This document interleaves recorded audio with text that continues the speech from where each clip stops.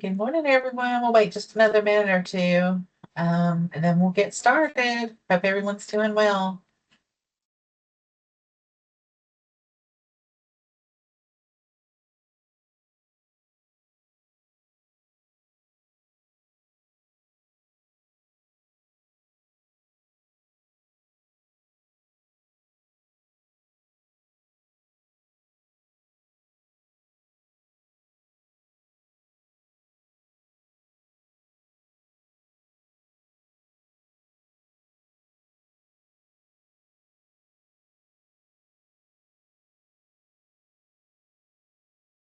Oh, wow. Arizona, Texas, South Carolina.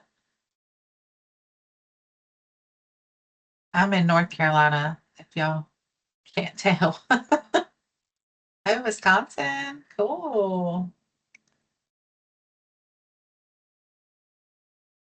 Georgia. Wow. Oh, Mardi Gras. We were just talking about that, Rachel. Talking about Mardi Gras this morning. Maryland, Michigan. Wow. All right. Well, we're going to get started because we've got a pretty packed agenda for today. Just want to start out by saying thank you for joining us today for our monthly coding webinar. This month, we're going to be discussing annual preventive visits.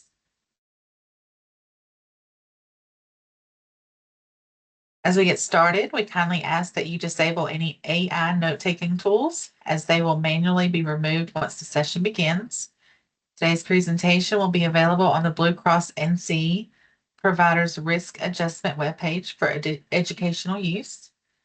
If you have questions, please feel free to drop them into the Q&A box, or you can email us at bcbsncriskadj@bcbsnc.com.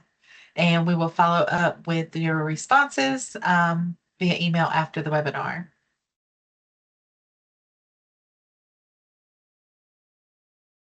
This presentation has been approved by the AAPC for one continuing education unit. To receive your CEU, please ensure that you pre-register, enter your name and email correctly, and attend at least 75% of the event using both audio and visual functions on your device. You must be able to see and hear the presentation. Certificates and copies of the slide deck will be emailed within 2 weeks to the address used during registration. If you haven't received your CEU within that time or from a previous webinar, please contact us at our email address listed on this slide and also the previous slide.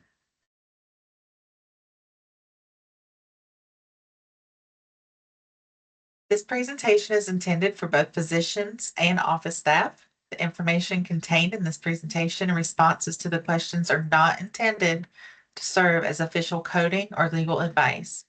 All coding should be considered on a case-by-case basis and should be supported by medical necessity and the appropriate documentation reflected within the medical record. Before we begin, I'd like to introduce our risk adjustment provider engagement and education team. Our team is composed of experienced nurses and coders from diverse healthcare backgrounds. They bring a wealth of knowledge and expertise to our program, ensuring that we provide quality risk adjustment education and support. Our mission is to empower providers in risk adjustment coding and improve chronic condition management. Our presenters for today are Missy Leggett and Patricia Burns. Lastly, here's a brief overview of the key objectives we aim to cover in today's webinar. While our intention isn't to turn you into experts at annual preventive visit coding, we do hope that you leave today with greater confidence and a clearer path to success within coding these type of visits. With that, I'll hand it over to Missy to get us started. Good afternoon, Missy. Good afternoon, Tracy. Thank you. The Medicare Annual Wellness Visit, or AWV, is a yearly appointment with the patient's primary care provider designed not as a traditional physical exam, but as a strategic health planning session. Unlike routine physicals, the AWV typically does not include lab work, diagnostic testing, or hands-on physical exams. Instead, its primary focus is on proactive care coordination and preventive planning. During the AWV, the provider works collaboratively with the patient to review their current health status, assess risk factors, and update a personalized prevention plan. This plan is tailored to the patient's age, gender, medical history, and current health conditions, and is aimed at preventing the onset or progression of chronic diseases. From a risk adjustment standpoint, the AWV is a critical opportunity to identify and document all active and chronic conditions being assessed, monitored, and treated that may not be addressed during acute visits, capture hierarchical condition categories or HCCs that reflect the patient's true disease burden, which supports appropriate resource allocation and care management, and ensures complete and accurate coding submitted via claims. Remember that chronic conditions must be evaluated every year and based on the provider's documentation must be coded and sent in on a claim at least once a year.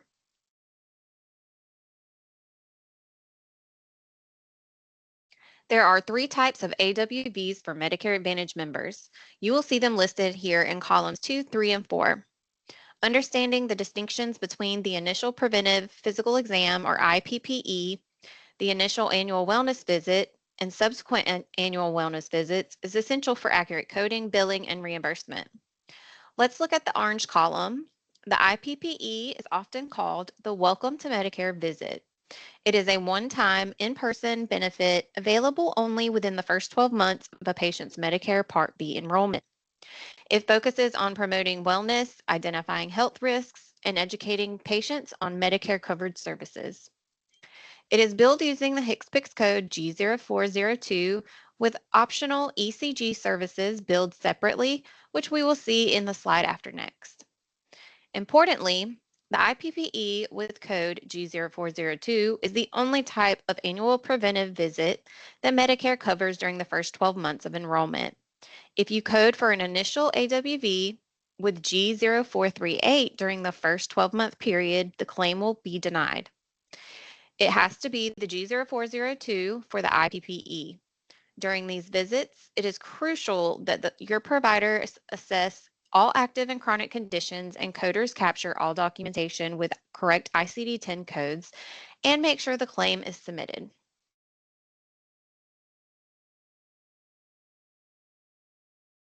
As I just discussed, the IPPE is a comprehensive, once-in-a-lifetime Medicare benefit designed to establish a personalized prevention plan for people in the first 12 months of Medicare enrollment. During this visit, the provider will review the patient's medical and social history relevant to overall health, provide information regarding preventative services, including recommended screenings, immunizations, and vaccinations such as influenza, assess potential risk factors for substance use disorders, including alcohol and tobacco use, and depression, and arrange referrals for treatments when clinically indicated. They will issue referrals for additional care as appropriate, calculate body mass index, conduct a basic vision assessment, offer consultation regarding the establishment of advanced directives. The advanced directives are legal documents that outline preferences for future medical treatment in circumstances where decision-making capacity may be impaired. Supply a written preventive care plan, such as a checklist detailing recommended screenings, immunizations, and other services, along with information on coverage for these services. When scheduling an initial preventive physical exam or IPPE, it's important to discuss with your provider whether an electrocardiogram ECG is necessary. As part of the IPPE, an ECG may be included as a screening tool. Use the following codes appropriately. G0403 is the code for a routine 12-lead ECG that includes both the performance of the test and its interpretation and report. G0404 is for the provider to use if they are doing the ECG tracing and a different provider is doing the interpretation and report. The provider doing the interpretation and report would use G0405. While these ECG services can technically be performed during any type of visit, Medicare only covers them once in a lifetime when conducted as part of the IPPE. If an ECG is performed outside of that visit, it's essential to confirm whether the patients will incur any out-of-pocket costs. Okay, let's go back to the Medicare Annual Preventive Visit type slide, and we'll talk about the second kind of Medicare Annual Wellness Visit, the initial AWV. The information about this is in the middle lavender column. After the first 12 months enrollment window, patients become eligible for the initial annual wellness visit. This is a once in a lifetime benefit that may be conducted in person or via telehealth, in person or via telehealth, with both audio and video required for risk adjustment purposes. This visit is billed using HCPCS code G0438 and does not require a specific diagnosis code. This visit code G0438 is for patients enrolled in Medicare for over 12 months. Then, once that initial visit has occurred, any future AWVs are considered subsequent AWVs. Look in the gray column. These visits follow the same telehealth and billing guidelines using HCPCS code G0439, and they can be completed at any point during the subsequent calendar year. These visits are crucial for maintaining continuity of care and ensuring that preventive services are appropriately documented and reimbursed. AWVs can be conducted by a variety of qualified healthcare professionals recognized by Medicare. These include licensed physicians, nurse practitioners, physician assistants, and clinical nurse specialists. Importantly, Medicare also allows for certain non-physician medical professionals to conduct the AWV, such as registered dietitians, nutrition professionals, health educators, or other licensed practitioners, as long as they operate under the direct supervision of a physician. This provision allows practices to adopt a team-based care model, expanding access while maintaining compliance with CMS guidelines. This flexibility enables healthcare systems to optimize their workforce by incorporating trained non-physician staff in AWV delivery while still ensuring the integrity and oversight of the service. Direct supervision means the supervising physician must be immediately available, although not necessarily in the same room. When implemented effectively, this model improves efficiency and allows high-risk, underserved, or elderly populations greater access to preventive care services.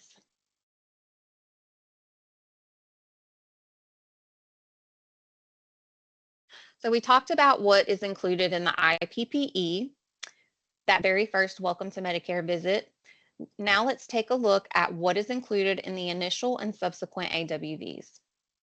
This slide outlines the CMS required components for the initial annual wellness visit coded as G0438 and the subsequent annual wellness visit coded G0439.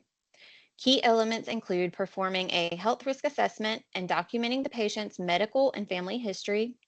Providers must measure vital statistics such as height, weight, BMI, and blood pressure, and screen for cognitive impairments and potential depression risk factors. Functional ability and safety should also be reviewed, along with creating a written screening schedule for the next 5 to 10 years. Additional requirements include identifying patient-specific risk factors and conditions, offering personalized health advice, and making referrals for education or counseling services. Providers should also review opioid prescriptions, screen for substance use disorders, and discuss advanced care planning if the patient chooses.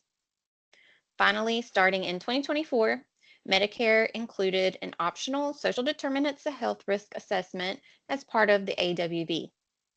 These components collectively support a proactive, preventive approach to patient care.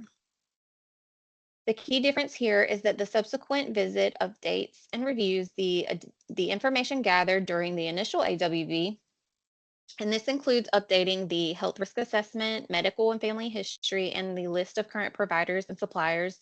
Measurements like height, weight, BMI, and blood pressure are all repeated, and cognitive screening continues. Providers will also update the patient's written screening schedule and their list of specific risk factors and conditions. Importantly, the patient's personalized prevention plan services, or PPPS, must be provided and updated. Similar to the initial visit, advanced care planning can be offered at the patient's discretion. Opioid prescriptions are reviewed and screening for substance use disorders is performed. Finally, the social determinants of health risk assessment remains an optional component starting in 2024. In short, the subsequent AWV ensures continuity of care by refreshing and expanding on the preventive strategies established during the initial visit.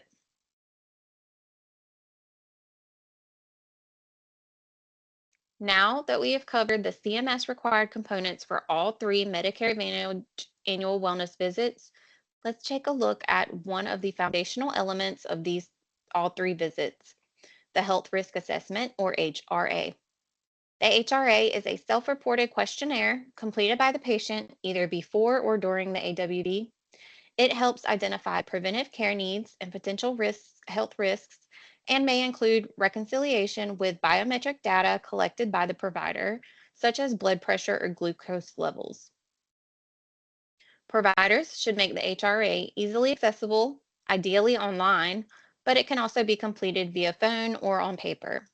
It's designed to be simple, taking no more than 20 minutes and written at about a fifth grade reading level to ensure clarity. There are many templates available, and the goal is to make the process as patient-friendly as possible while gathering critical information that informs the personalized prevention plan we discussed earlier.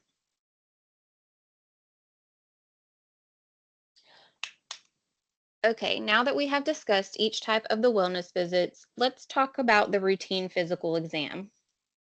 Does Medicare cover these types of visit? The answer is no. Medicare does not cover routine physicals. However, Blue Cross North Carolina Medicare Advantage members do have this benefit. A routine physical can be scheduled in the same calendar year as an initial preventive physical exam or an annual wellness visit. However, if combined with an IPPE or AWV during the same visit, it may impact reimbursement. Always confirm with your billing department before coordinating these services on the same day. For more details and official guidance, visit the CMS website. You can assess resources by scanning the QR code, which will be included with your slides, and you can find the Blue Cross reimbursement policies in the link in this slide as well. Let's take a closer look at the Blue Cross NC Medicare Advantage benefits.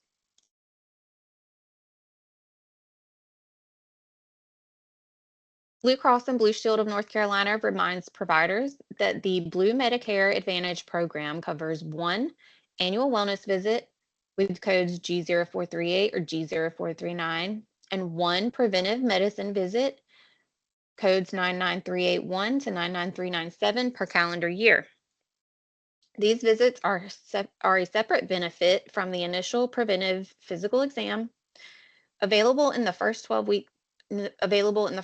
months that the member is enrolled in Blue Cross North Carolina Blue Medicare Advantage program.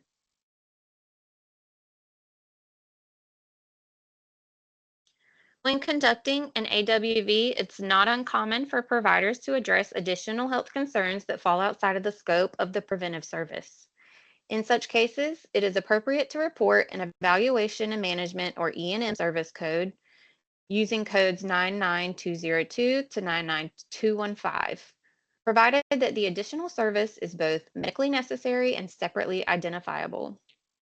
To accurately reflect this in the coding and billing, modifier 25 should be appended to the E&M code. Modifier 25 indicates that on the same date as another service, such as an AWV, a significant separately identifiable E&M service was performed. This ensures that the provider is reimbursed for the additional work. For example, if a patient presents for their AWV coded as G0439, and during the visit, the provider also addresses chronic conditions such as diabetes with a recent A1C spike, a separate E&M code like 99214 can be reported with modifier 25.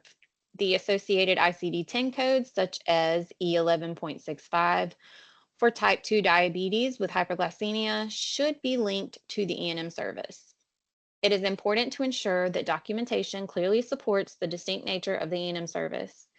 The medical record should reflect the clinical rationale for addressing the condition during the AWV, and it should include sufficient detail regarding the time spent, medical decision-making, and any interventions performed.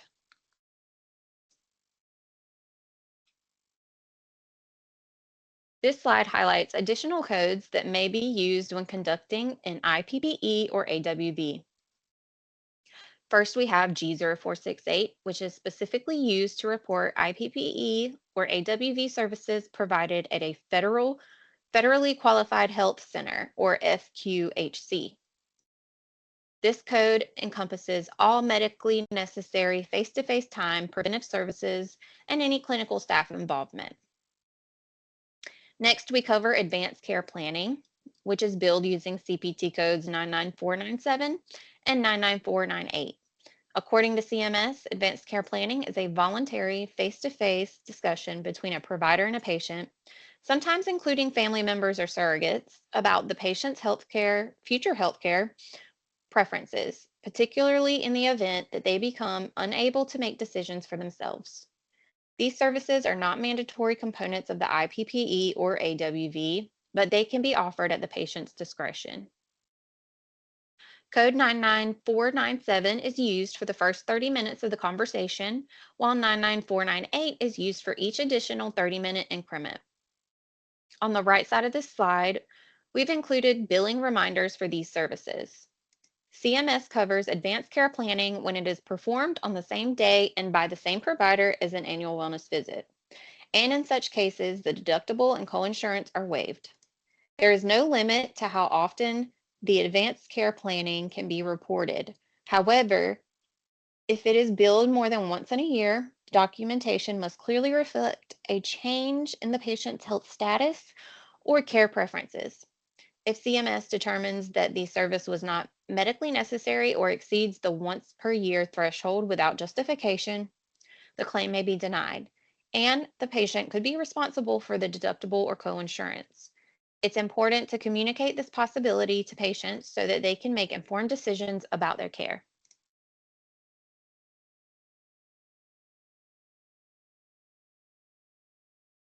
Let's look at some practical examples now that connects everything we've discussed about AWV components and scheduling. Imagine Marvin, a Blue Cross North Carolina Medicare Advantage member.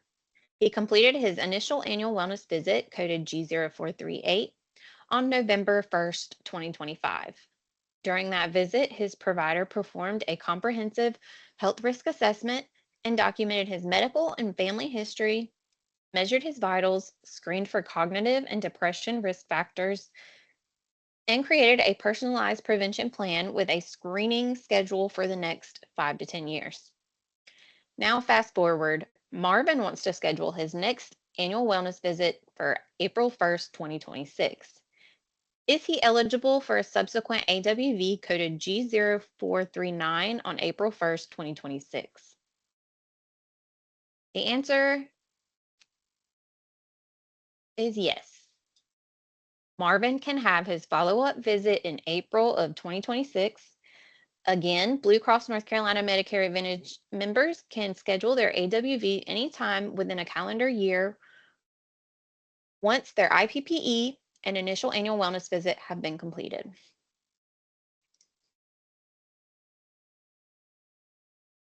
This scenario illustrates how an annual wellness visit can be combined with other services while meeting the CMS requirements. Ms. Lopez, age 84, has a Medicare Advantage plan.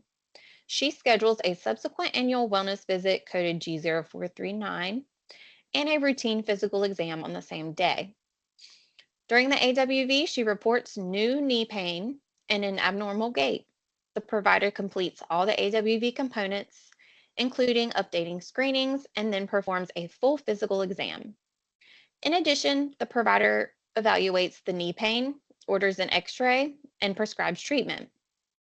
For billing, the AWV is reported with G0439, the routine physical under code 99397, and the evaluation for knee pain under 99213 with modifier 25. which indicates that the E&M service is separate from the physical. Then the diagnosis codes for COPD, hypertension with heart disease, and congestive heart failure, and right knee pain are captured with J44.9, I11.0, I50.9, and M25.561. This example highlights how important it is to capture all chronic conditions as well as any other acute conditions that may be occurring during the annual wellness visit.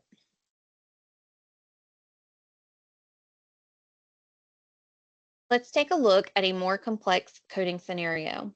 This is Mr. Carter, a 72-year-old male with Medicare Advantage plan attending an annual wellness visit with his PCP. The center column lists out his past medical history, and you can see that there are many conditions that the PCP is evaluating here. Medications are on the left, and the assessment and plan is listed on the right-hand column. Now, there's a lot going on in this visit, and as we have discussed, this would be an example of an AWV along with a problem-oriented E&M visit because of the medication changes. But for right now, let's focus on the chronic conditions that are evaluated here. There is a diagnosis of diabetes with complications, which is going to be very important to code properly. There is peripheral neuropathy, as well as diabetic chronic kidney disease, stage 3.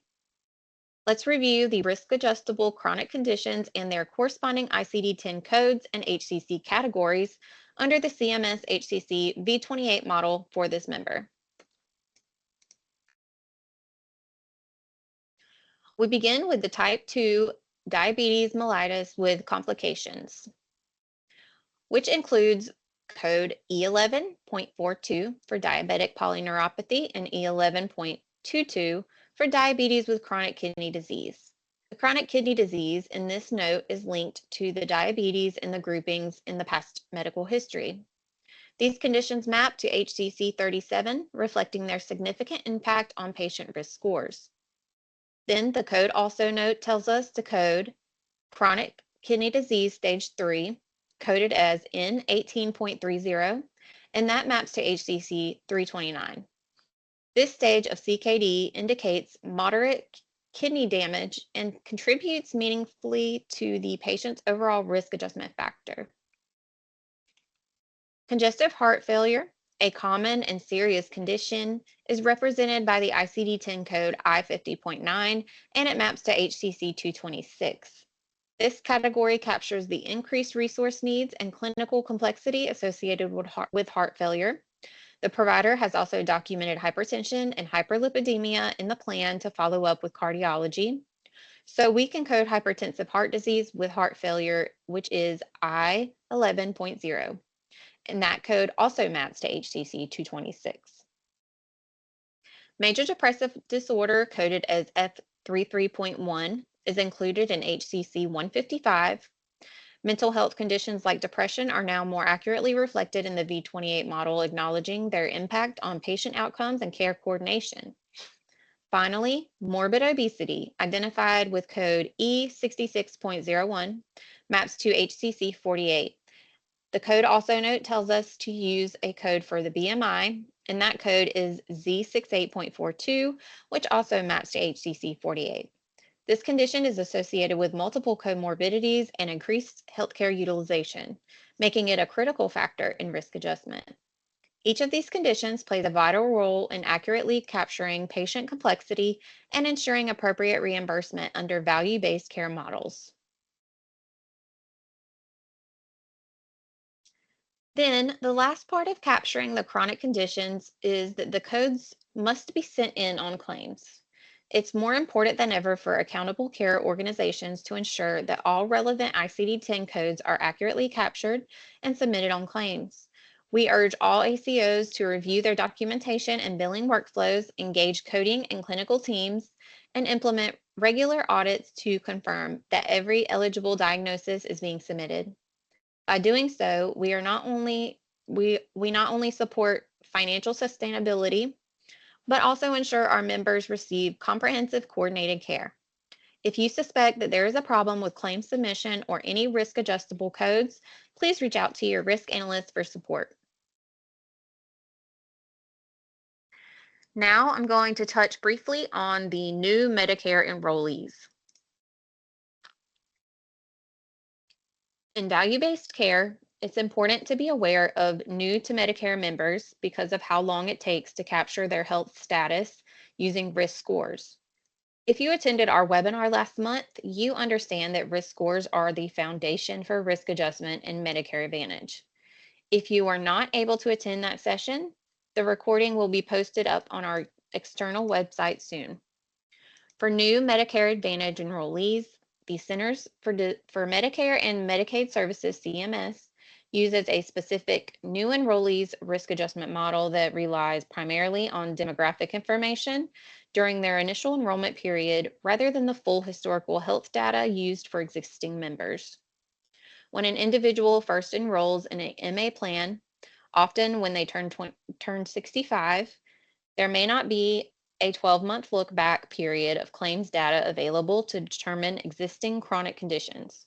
Consequently, the initial risk adjustment factor, or RAF, score is calculated using only the beneficiary's demographic factors like age, gender, and Medicaid status, resulting in a typically lower score than they would have if they have complex health needs. It's important for providers to understand who in the attributed population is new to Medicare in order to encourage them to schedule their IPPE within the first 12 months of Medicare enrollment. Chronic condition capture should start as soon as possible. Now I'm going to turn it over to Trish to talk about the preventive care visits. Hi, Trish. Hi, Missy. Thank you. Let's turn our attention to members who have commercial and ACA plans. We call the visit the Annual Preventive Visit, or APV. This slide compares the two main types of annual visits that we're discussing today, the Medicare Annual Wellness Visits that Missy just discussed, and the Annual Preventive Visit that is conducted for commercial insurance members. The Annual Preventive Visit applies to individuals from birth through the lifespan. This visit includes a physical exam, blood work, and lab tests, vaccinations, and addresses any new health concerns. Unlike the Medicare Annual Wellness Visit, preventive visits may involve a copayment. Understanding these differences helps ensure members receive the right type of care based on their age and insurance coverage. Under the Affordable Care Act, there are three main sets of preventive services: adults, then specifically for women, and then services for children. Each of these items on the slide is a clickable link that provides detailed information about the specific preventive services recommended for that age group. When you get your deck with your CEU, you can click into these links and see the complete lists. Let's take a look at what some of the links look like. This slide outlines the scope of adult preventive services that would be included in the visit. These services include screenings, counseling, immunizations, and preventive medications, all of which must be properly documented to ensure compliance with CMS guidelines and support risk adjustment efforts. Screenings are an excellent way to capture potential chronic conditions, so as coders, we must pay attention to the documentation with regards to screenings. Make sure to capture any diagnoses that the provider has documented related to the screenings. Again, these are all links which will take you to a comprehensive page that describes these services in detail. This slide focuses on preventive care services for women, specifically those who are pregnant or may become pregnant. The scope of these services includes prenatal screenings and maternal health assessments, breastfeeding support, and access to necessary supplies and contraceptive counseling with FDA-approved methods. It also covers nutritional and infection-related screenings, as well as behavioral health support and tobacco cessation programs. At the bottom, you'll find a link to healthcare.gov for more detailed information on these services.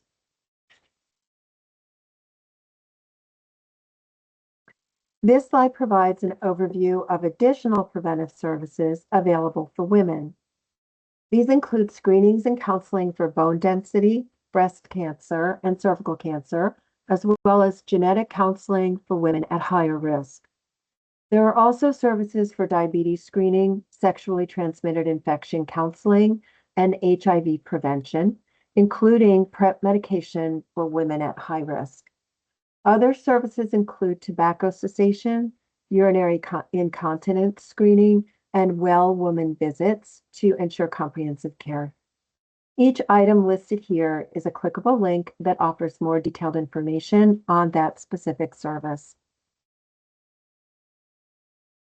Now let's look at preventive care services for children. These include screenings for things like autism, vision, hearing, and developmental milestones, as well as assessments for behavioral health and substance use in adolescents. For newborns, there are screenings for bilirubin levels and blood disorders, plus fluoride treatments for dental health. Immunizations are a big part of preventive care too, covering everything from measles and mumps to hepatitis and HPV. There are also services like obesity counseling, lead exposure testing, and STI counseling for adolescents at higher risk. At the bottom of the slide, you'll see the link again to healthcare.gov, where you can find the full list of recommended services for children. Let's discuss some of the CPT codes for these preventive visits. CPT code assignment is determined by the patient's age and then whether the patient is new or established. The new patient codes are 99381 through 99387, and the established codes are 99391 through 99397. CPT applies a 3-year rule to determine new versus established status. A patient is established if any physician in the group practice has seen that patient for a face-to-face service within the past 36 months. The decision tree for new versus established patients in the Evaluation and Management Services Guidelines portion of the CPT codebook can help you select the appropriate patient status. This is a look at how those code sets break out.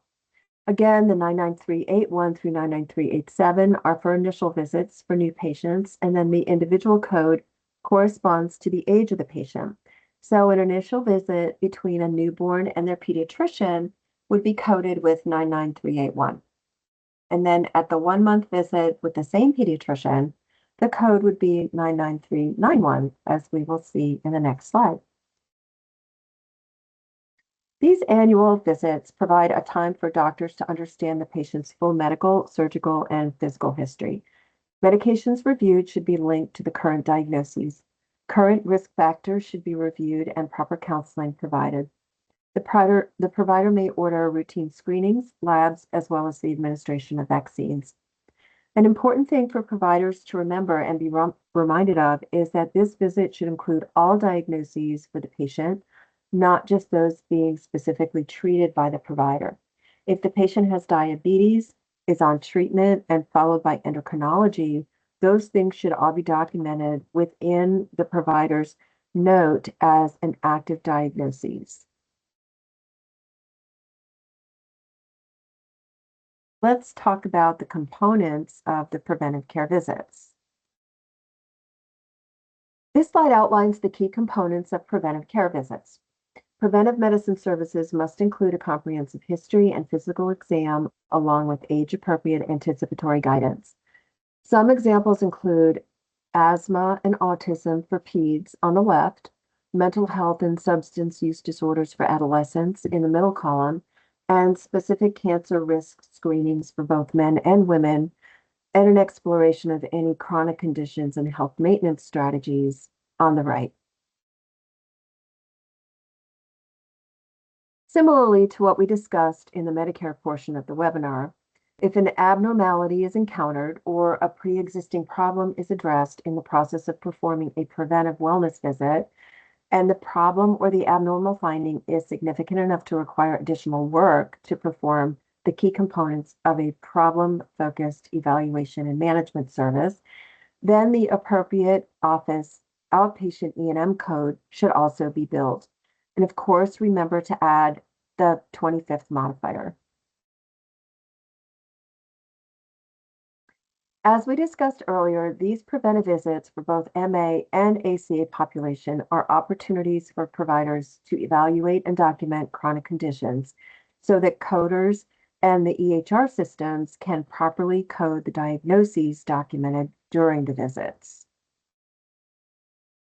We've discussed the fact that in value-based care, all chronic conditions have to be coded annually. This slide contains a list of diagnoses that could be referred to as low-hanging fruit. This term means that they are generally lifelong, and if they've been documented in 1 year, they are likely to still be present from year to year.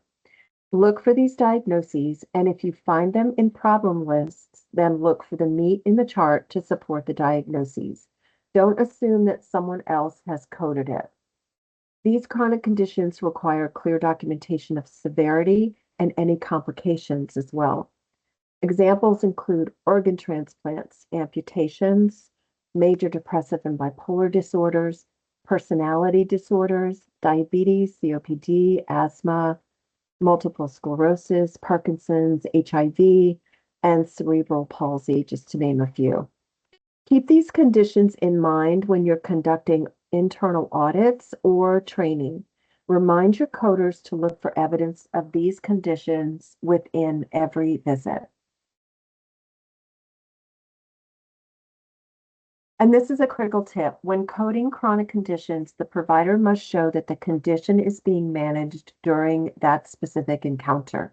It's critical to only code conditions that are active and supported by NEAT, which means that they're monitored, evaluated, assessed, and/or treated.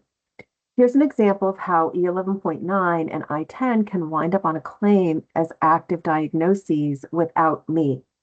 A patient presents for an annual wellness visit. They have a past medical history, which includes type 2 diabetes and hypertension. No current medication for diabetes or hypertension are listed in the med list. Labs today show an A1C of 5.4, blood pressures 118/72 without medication. There are no symptoms reported. The provider notes that diabetes and hypertension both resolved after bariatric surgery in 2022. Continue a healthy lifestyle. This is an example of how old diagnoses wind up on claims as active. The provider has documented the current status of this patient properly, but either the EMR or maybe the provider or a coder has coded the wrong diagnoses for this visit. Okay, let's talk about annual preventive visits and telehealth. Let's start with the Medicare Advantage annual wellness visit. Can annual visits be done via telehealth? Well, it depends. As of October 1st, 2025, CMS no longer reimburses for these telehealth visits, but Blue Cross North Carolina does for their Medicare Advantage members. Blue Cross will cover telehealth for the initial and the subsequent AWVs. The visits can be done through audio only, but any chronic condition codes that are captured during that visit will not impact risk scores. Both audio and video must be used in order for risk adjustable codes to be applied to a RAF score. In contrast, the initial preventive physical exam or the IPPE is not approved for telehealth and will not be reimbursed as such. There are no changes to how providers bill telehealth services, but it's important to note that this policy applies only to Blue Cross North Carolina members receiving care within North Carolina. Overall, the key takeaway is that AWVs can be completed via telehealth for our plan, but HCC capture still requires a full audio-video encounter and only for initial and subsequent AWVs, not for the IPPE. So we just covered how annual wellness visits for Medicare Advantage can be done via telehealth under certain conditions. But what about the annual preventive visits and the physical exams for the other populations like the commercial ACA? Let's take a look. So for both commercial ACA and the Medicare Advantage populations, if they're having a physical, the annual preventive visits and the physical exams cannot be done via telehealth. They must be in person. So for commercial ACA members, CPT codes 99381 through 99387, which cover the initial routine physical exams, and CPT codes 99391 through 99397, which cover annual comprehensive visits, are not approved for telehealth. The same applies to the Medicare Advantage members. Those same CPT codes require an in-person visit. So again, the key takeaway here is that while some wellness visits can be virtual, annual preventive and physical exams for these populations must happen in person. So this is a summary slide that pulls together everything that we talked about today, hoping to give you a quick overview with the types of visits, the codes, and then how telehealth applies to each one of these visits. The chart summarizes the main types of visits and then the coding details. The IPPE, or Welcome to Medicare visit, is limited to the first 12 months of Medicare Part B, Part C enrollment and must be done in person. Then the initial annual wellness visit can be done in person or via telehealth with video for risk adjustment, and it's only allowed once in a lifetime. Then the subsequent annual wellness visits are yearly and can also be done in person or via telehealth with video for risk adjustment. For both the Medicare Advantage and the ACA populations, initial and annual physical exams, those CPT codes with the 99 series codes must be done in person. To wrap up, accurate coding for preventive visits and telehealth requires attention to detail, knowing which services qualify for telehealth, ensuring neat documentation for risk adjustment, and coding based on current clinical status.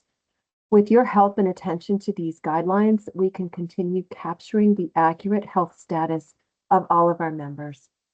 Thank you for your attention, and at this time, I'd like to turn it back over to Tracy. Okay, thanks, Trish. And thank you all for joining our educational webinar today. We appreciate your time and we hope that you found the session to be informative. We do offer personalized risk coding training tailored to the needs of your practice, whether you prefer virtual sessions or on-site training.